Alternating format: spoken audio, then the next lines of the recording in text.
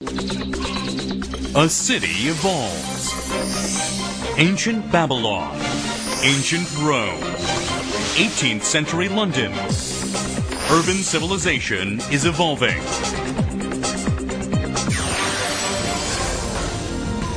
Finally from us today, inside the smart home of the future, which merges a dizzying array of wireless technology to produce something called Ubiquitous Living. The year is 2017. You're rushed to a hospital unconscious with no ID or medical history, but thanks to a microchip under your skin, it's all there. Science fiction 20 years ago, but a biometric reality today.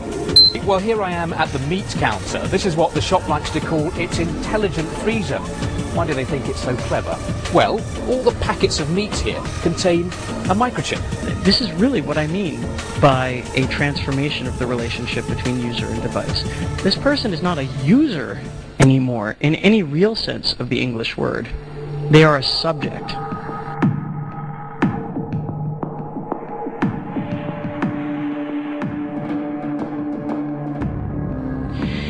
In an everywhere world, too, you see that there are many devices, systems, and services that impinge on each user and also on each other. So, just by walking down the street, you could be subject to a personal biometric system. You could be scanned by the gateway of the transit system. There could be something embedded in the street or in the flooring beneath you. You could be touching other haptic interfaces, tangible interfaces in the environment around you. The lampposts and the other features of the streetscape could have informational services appended to them. And last but not least, there is this surveillance element. There is a UAV here, a robotic helicopter, which is also surveying the cityscape and communicating with all of those devices. It may seem like a vision of a distant science fiction world, but this scenario could be just around the corner. In fact, at this very moment in South Korea, an entire city, a U-city, is being built that utilizes ubiquitous technology. It had its first test run in March of last year. Several other countries are currently planning projects modeled around this futuristic city model.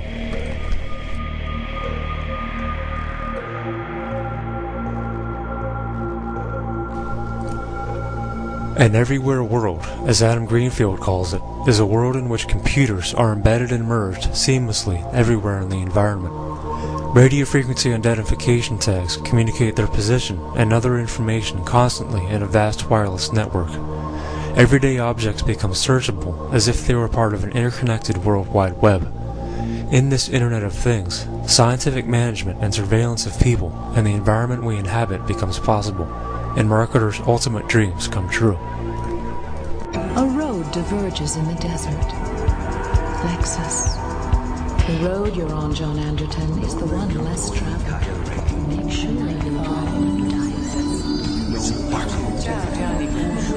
Good evening. You can move the old-fashioned John Anderton. 21 styles provides gourmet cuisine. John Anderton, you can use a Guinness right about now.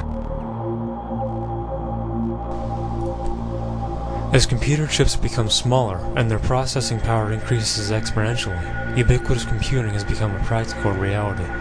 As reported by Wired News, ubiquitous systems are to be rolled out in New York City in 2009.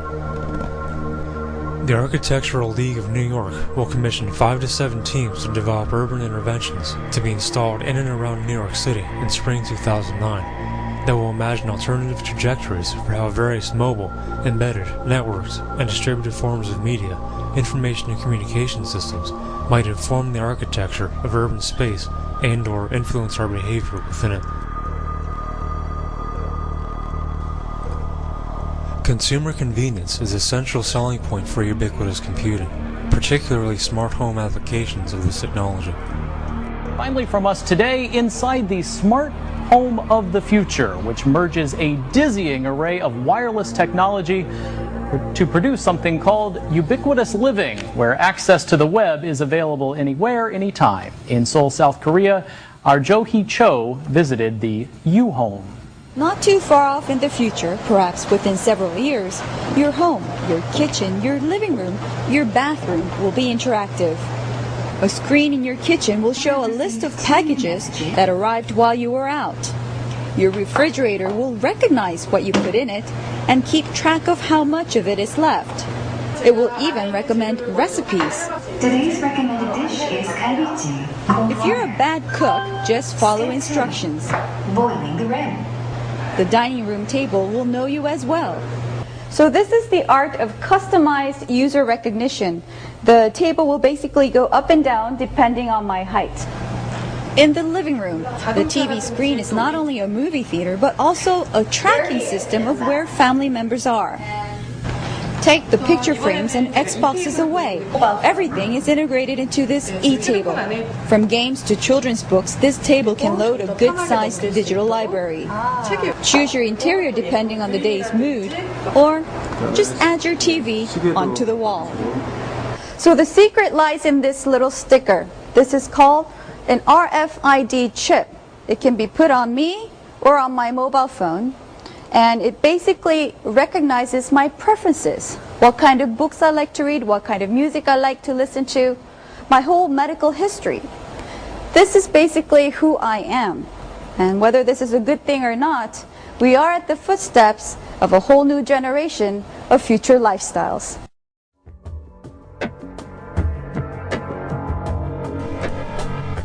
The well-established consumer base for mobile devices was discussed at the March 2008 International Conference on the Internet of Things in Zurich, Switzerland, as serving as a means of acclimating individuals to the presence and use of ubiquitous technology.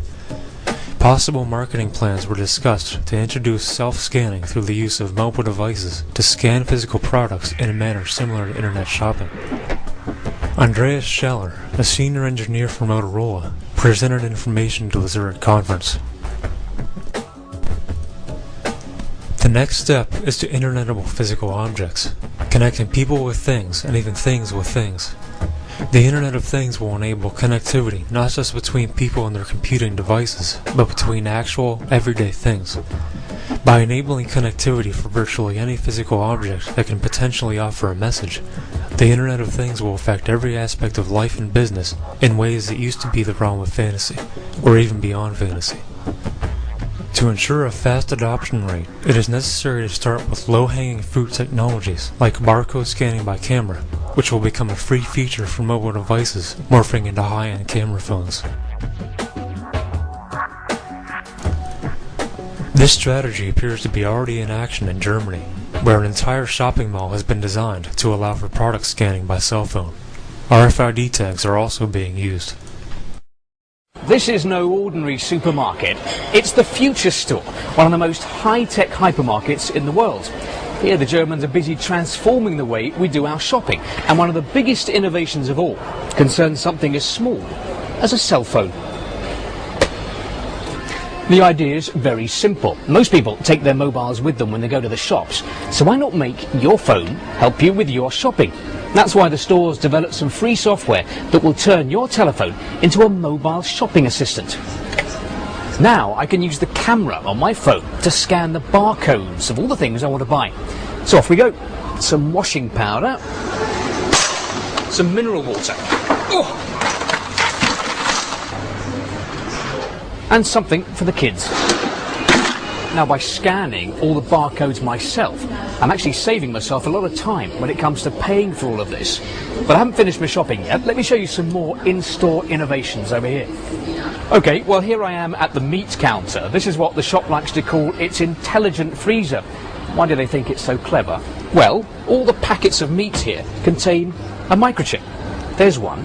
And that means that when I take this packet out to have for my dinner, the shop knows that one packet has been taken and it knows exactly how many packets are left. And look what you can do with this chip card at the futuristic wine department. You just insert it here, and then you can treat yourself to a little automated wine tasting. Heute bietet Real vorgefertigte Mahlzeiten aus frischen Zutaten an. Überzeugen Sie sich selbst. By the way, this is Roger, the hypermarket's resident robot, who sort of wanders around the place telling people about all the innovations here. Okay, shopping's all done. Now it's time to pay. Now here in the Future Store, there are some more traditional cash tills. You can probably see them behind me there. But because I've already scanned all my shopping into my mobile phone, I don't have to use those. All I have to do is to tell my telephone that I've finished my shopping by pressing one button. It then produces one barcode for all the items in my trolley. Now for the final step. I put the barcode into the barcode reader, like that. It tells me how much I have to pay. And there are lots of different ways of paying. You can pay with cash or credit cards, even using your fingerprint here. And coming soon, customers will even be able to use radio waves to pay with their mobile phones.